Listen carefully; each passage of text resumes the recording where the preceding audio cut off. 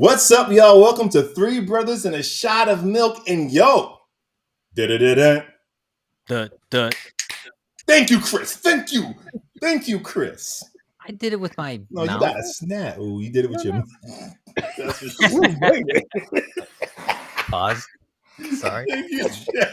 Rich isn't Hey, even hey. dignifying that with a laugh. He's just looking at you like, bruh. Right. Hey, there it is. I got it. All right, we're going to jump into Wednesday, man, the spin-off of the Addams Family, focusing on their only daughter, Wednesday Addams. Guys, I'll give you a brief synopsis, but then we can just jump in. We don't need a whole recap here because it would be like a lot to recap. A lot went on in this series. Here's a little synopsis of Wednesday. Wednesday follows Wednesday Addams' years as a student when she attempts to master her emerging psychic ability to solve the mystery that embroiled her parents. IMDb, sort of. And this isn't a whole plot line, but guys, I'll jump in first. I like this thing. I liked it. I accepted it for what it was. This is a CW type show. It's made for 15-year-olds, 14-year-olds. It's the same audience as First Kill, that Vampire Slayer, Romeo and Juliet show. It's the same audience it's catered to. Yeah. But this killed its lane for me. I thought the actress was brilliant. I thought Tim Burton, the style was dope. The story was whatever for me. The story was whatever, but the style and the performances, loved it. Yeah, I loved it. I thought it was fun. It was a good time, and I don't know, Rich. What is your Rich has a look on his face. I know. How do you feel about it, Rich? Because how do you feel, Rich? Victor House. I tried to get through the first episode and just forced myself with the rest of it. I think I got to maybe like episode 5, and I'm like, "What is going?" Did you tap out? I tapped out. No, you missed when y'all sat there and were like, "Yo, let's call an audible." I'm like, "Yeah, okay, I'm watching it right now." I was like, "Bro, this is not for me, like at all." Like, listen, it probably was dope for a teenage. Maybe my teenage Rich would have loved it. Who knows? But adult Rich did not like it at all. I don't get these angst. I don't understand it. What is going on? Like, what are you mad at? Like, why are you mad at your mother? Like, what is this beef that you have with your mother right now? Oh, Rich, you have not watched any CW. You don't watch Riverdale.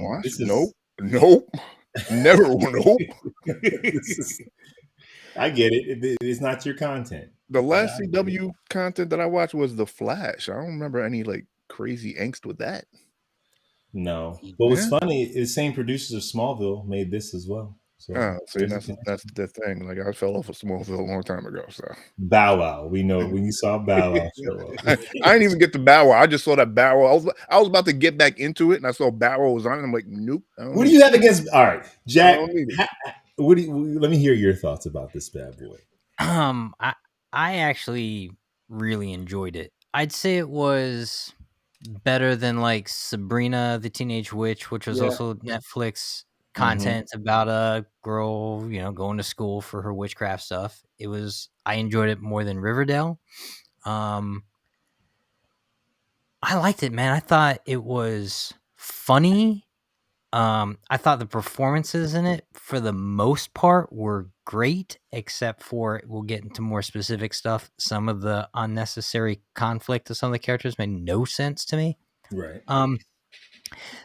I'd say it was predictable. I think halfway through episode 2, I paused it and made my predictions, and every single one of them turned out to be exactly what I thought it was going to play out. So there was no payoff by the time we got to episode 8 for me, but I enjoyed it. I thought Jenna killed it.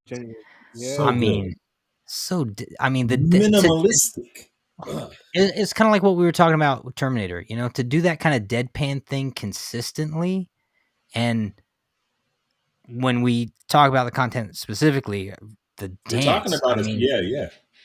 I thought she killed it across the board. Talk about that dance. Let's talk about the school dance. Are we jumping in? She did that. We only got like 5 minutes left. Yeah, we jumped. Okay, all right. So I thought that school dance was incredible. So there's what is it, episode 5 or whatnot? There's a school Rich, did dance. you see the school dance? I don't think I saw the She boat does a race. dance that blew it's my incredible. freaking mind, dude. And the best thing about the dance is she choreographed it like 2 to 3 days before they shot that scene. And what her inspiration for the dance was, she'd done a lot of research on 80s goth dances. And that's what she brought to the table when they showed up on site. And it's crazy. It's primordial. It's captivating. It's completely unexpected. But her face is still deadpan. Oh, while her dude. body is moving. But whatever you call that movement was crazy. Amazing. You know, my favorite moment of hers, I like the dance. My favorite moment of hers when they blew up the fountain, and then she's playing like that. And also she changes to Vivaldi, and she's just like looking, and she plays those changes mad fast for when she's playing Winter. Oh, that was freaking dope. So, I mean, I loved when in the dance it rained blood, and then because she only smiles probably 5 times in the whole series, so when she smiles, it matters. And she smiled, and then she was like, "But it wasn't even blood. It didn't even spring for pig's blood. It's blood." Yeah. But Rich, let me tell you, for those who aren't actors here, when an actor gets a script, Wednesday's at a dance, and in the description it says she dances. That's all you get. You have a director, a choreographer, you have yourself to create it from scratch from your brain. So she read the script, Wednesday dances. And then she went and built a whole world around that sentence, Wednesday dances. That's freaking master. That's a freaking, that's a master craftsman right there to take that and just, it was so good. Yeah. The only thing I'd say, not to be negative, but I would say the cheapest moment in the script for me was when they're finally doing the reveal. I think there's a way for me to talk about it without giving it away for anyone who hasn't seen it. Spoiler alert. Let's get into it. All right, so spoiler alert.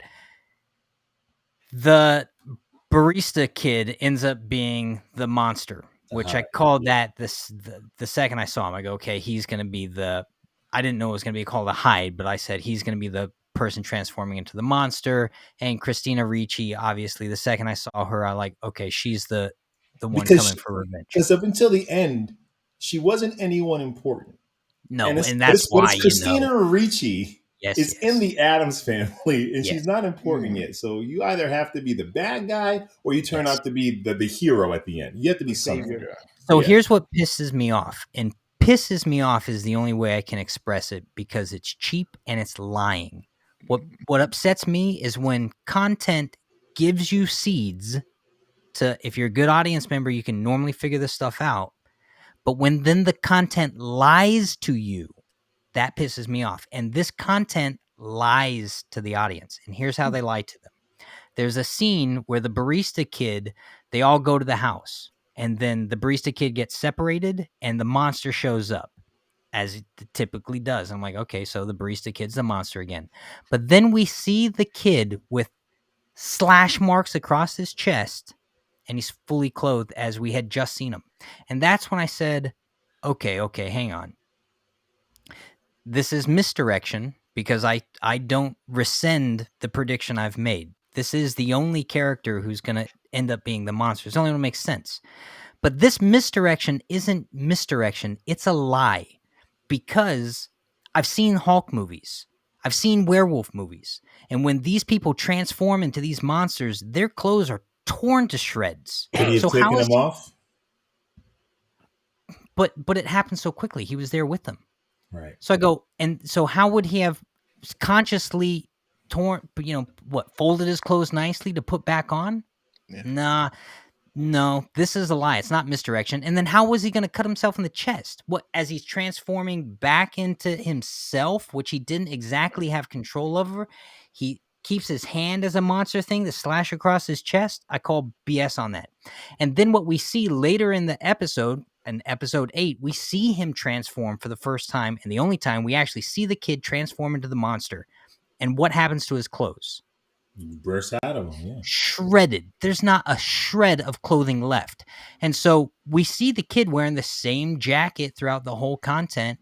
And I'm like, this is lazy, because anytime he'd have transformed, his clothes would have been scraps.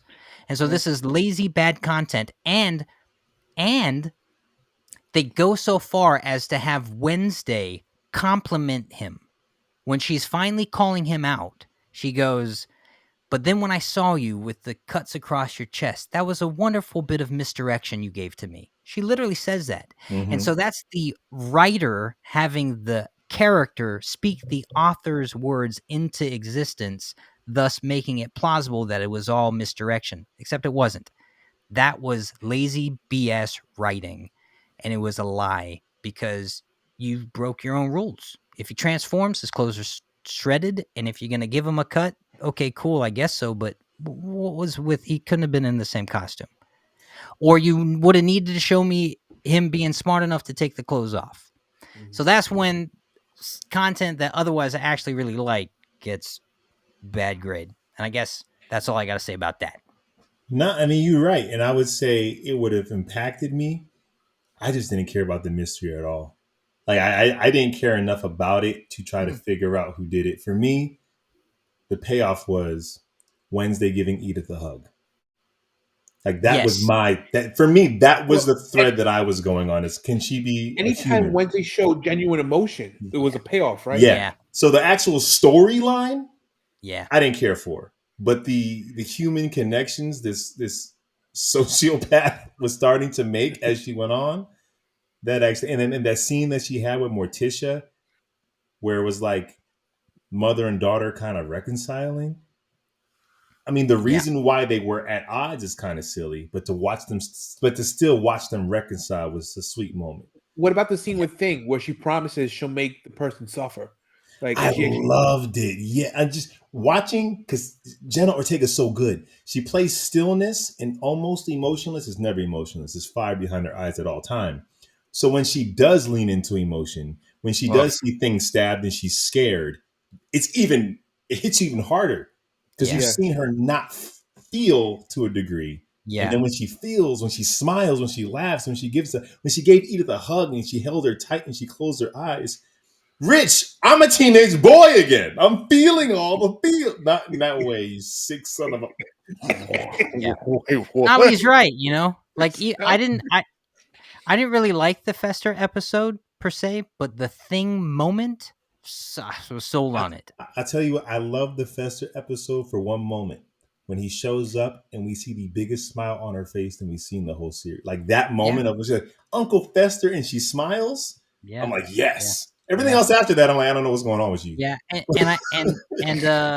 Louise, I thought he was, for as much as everyone was going crazy about this guy being cast in the role. Come on, honest to God, he was right off the comic page. I was so good seeing him in every frame. Catherine Zeta-Jones as Morticia Adams, though. Killing it. It's still fine. I'll tell you that right now. Really? Oh, yes. I mean, come on. Ooh. Oh, now you wake up for this content, Rich. Now there you Jones, baby. Let's talk about it. I mean, come on, man. We're talking about her acting abilities being phenomenal, right? That's what we're talking about.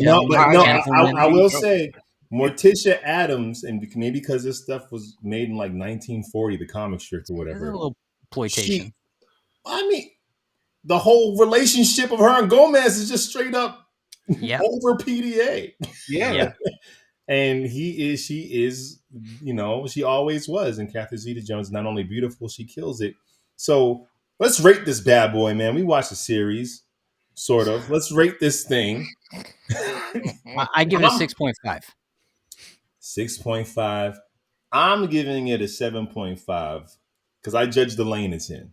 And the lane that it's in, I watched the originals. I watched Vampire Diaries. I watched them joints. The lane that this is in, 7.5 for me.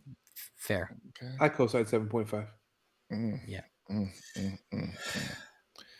didn't even finish it, Rich, but I'm gonna take your review. Based off what I saw, I'm giving it a 4. Like, okay, it's not even half for me. It's not even average mediocre for me. It's just like it's just not for me. If this was drawn into an anime, you love it and you find it endearing. I don't think so. Because all your anime has teen angst, Rich. So it's a 6.37. So let's just say 6.5. Yeah, That's our average. 6.5. Okay, Jack, pretty much your score. All right. Um, Well, that's what we got. Yeah, it's a fun watch. I highly recommend it. That's an enjoyable 6.5. And look, if you're a Tim Burton fan and you want to introduce your kids to the world of Tim Burton, I don't know what's better than Nightmare Before Christmas, Edward Scissorhands. Like this is Tim Burton at his finest. And if you got teenagers who've never seen the Tim Burton movie, the Tim Burton movies feel old.